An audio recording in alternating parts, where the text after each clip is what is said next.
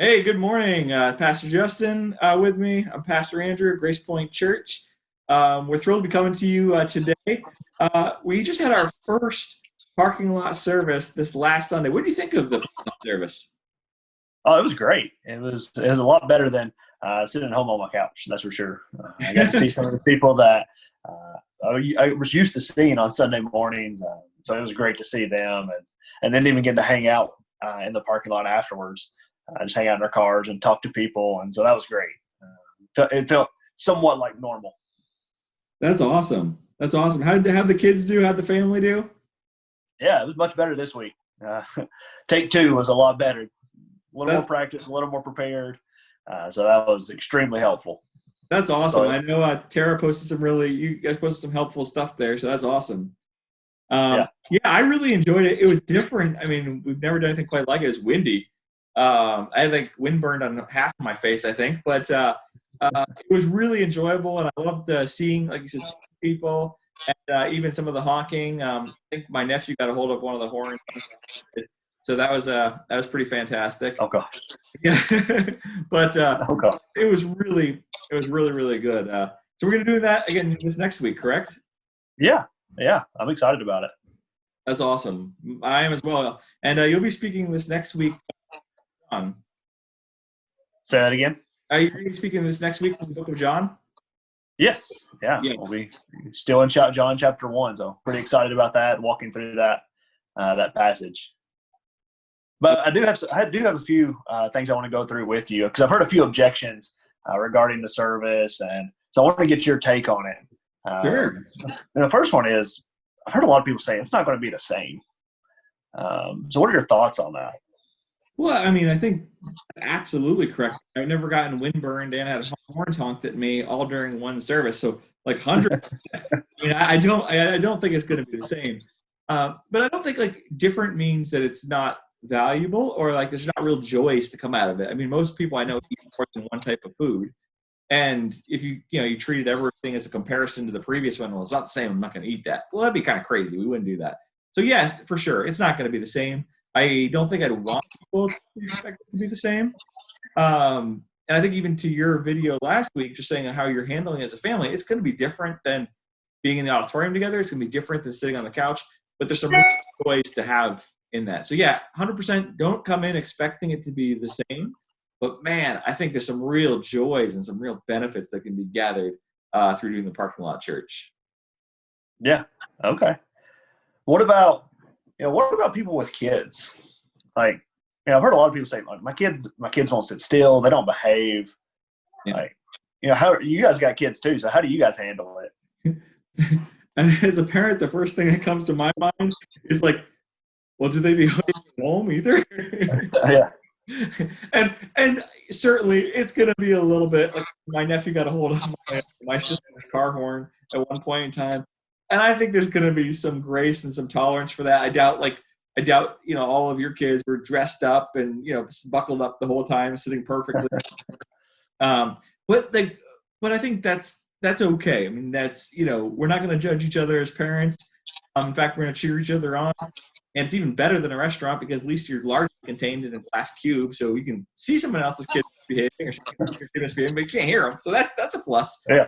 But yeah, and I think it's so important to give them some, even the kids at different ages, that they know this is important. Like this is still like worshiping God, and that comes obviously through family devotion time. That comes through praying over meals, but I think also gathering together is showing them it's important. Maybe they don't get every piece of it, or maybe they don't connect in the same way. I'm sure they don't connect in the same way they do when it's taught exactly on their level or that they know the songs. But I think it's still showing them it's important, and this is an important part of who we are as a family and as followers of Jesus. So yeah, they probably won't behave, and that's just fine. We're okay with that. Okay.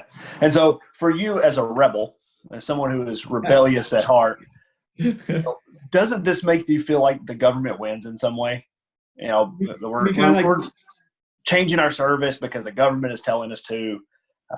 What are your thoughts on that? Yeah, I can understand a little bit where some people are coming from. I mean, they don't like to be told what to do or where to go or where not to go. I think part of that's just natural human nature for sure. But I don't know that sitting at home is really sticking it to the government either. So if that's kind of your main objective, it's like, I'm not going to do it because I don't want the government to feel like they're getting one up on me. Well, I don't know. I mean, staying at home, I don't think it's really showing it to the government or sticking it to the government there either. I think there's a piece where, yeah, all of us have a nature. There's things we like and dislike and want to rebel to or don't want to rebel against. But I think at the end of the day, doing what we can and showing love to those around us. And as you kind of mentioned in an announcement that I put out last week, it's just that right now I don't think the churches are being uniquely targeted by the government. But why wouldn't we take every opportunity we can to see one another? A lot of our schedules are more free than ever. So, hey, this is a great opportunity to show up as a community and to say that Jesus is important, and that despite everything going on, that we want to demonstrate that to our not just to ourselves, but also to the community as well. So, yeah, government's isn't winning by you showing up for parking lot church. Yeah. Okay. So in this one, this is something we deal with, especially every summer in Maine. Yeah. Is the weather's finally getting nice. So like, isn't there something better I could do with this time? Like I have projects at home. I have all these things I could do at home. Wouldn't it be better served if I just stayed at home and I can watch a service on a rainy day or something like that? Yeah. Well, so I know there's people out there that are more disciplined. I know some people say, well, I'm gonna watch that later and I'll take advantage of the weather. Certainly, can you do that? Yes. But the church isn't just about hearing a great message, because honestly, there's a lot of great messages on YouTube and on Facebook, and I hope you take advantage of some of those resources. I really do. But what makes the local church so important is that there's a sense of community there. There's a sense of gathering. And so, yes, the project, sometimes 10 o'clock is a beautiful time to do a project, but 12 o'clock is pretty good too. And so I think it's a good opportunity to say, like, Jesus is worth that. And our schedule reflects our priorities, right? So our calendar shows what's important to us. And I think it's important to our own hearts to say, yeah, Jesus is worth it.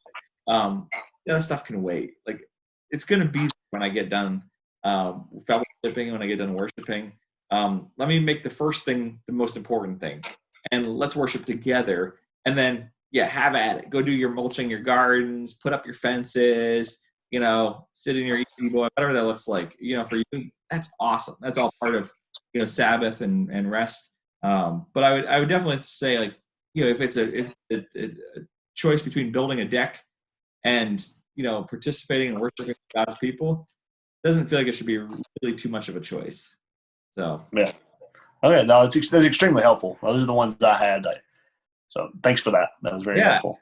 Absolutely. One of the other exciting things, we're going to be announcing it this week, but next week, another really good reason to participate in parking lot churches, that we've partnered with the Biddeford Food Pantry for a number of years. I want to say 5, 8 years. My math is obviously horrible, but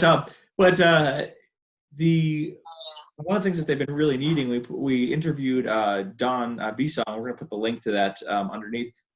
He's the head of the Biddeford Food Pantry, but obviously the way they've received donations has been affected and the needs gone up. So we're going to be doing a special offering in 2 weeks. So not this Sunday, but the following Sunday. And we're going to be doing a special offering for the Biddeford Food Pantry. So we're really that week. So if it comes in online, you can do a special donation, and if you denote it online, it'll go to that. And then everything that's in the offering that second week will be given to the Biddeford Food Pantry. So we're really excited about that. It's a great opportunity to connect. And once we kind of put it out that we were working towards this, we actually had someone come forward and anonymously and to match the first $1,000 of donations with another $1,000. That's awesome. I hope we blow way past that. And I think but I think that's just another encouraging and exciting thing. So we'll be kind of promoting that this week. I think you're going to be announcing that this week. And then next week, we'll be actually doing the collection for the food pantry. So what an awesome opportunity to share God's love and to meet the needs of our community in a real physical way. And as silly as it sounds, it's one of the most useful things right now to the food pantry, because they can get food at highly discounted prices, and they've got the resources that we don't have. And they also don't really they can't get food from our pantries or our cupboards just due to restrictions. So I Right. think it's just a great way for the church to show up and to to help our community. And so I'm really excited about that. That'll be a great opportunity to do that again this next Sunday as well. So Yeah, that's exciting. yeah, that's a great piece too. So So you said that we're going to be doing that on the 24th, correct? May 24th. yes, the 24th. Yep. So we'll be announcing it live this Sunday. I'll offer the week of the 24th. So we do know that some people have set it up, particularly during this time, online. So they're doing their giving online. It's going to be like that week's offering of the 24th.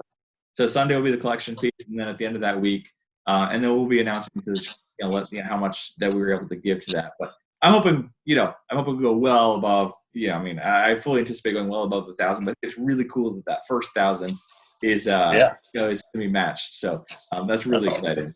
Yeah. So, well, sounds good. Well, thank you so much for jumping on today, and it's nice to be able to talk through some of that. Grace Point Church, it was an amazing experience. I had a lot of fun. Pastor Justin had a lot of fun. Our families had a lot of fun, and it was super meaningful to a lot of people there. I hope you'll make plans to be there this Sunday as we continue in the book of John. Yeah. See you then. Sounds good. See you guys then. Love you guys.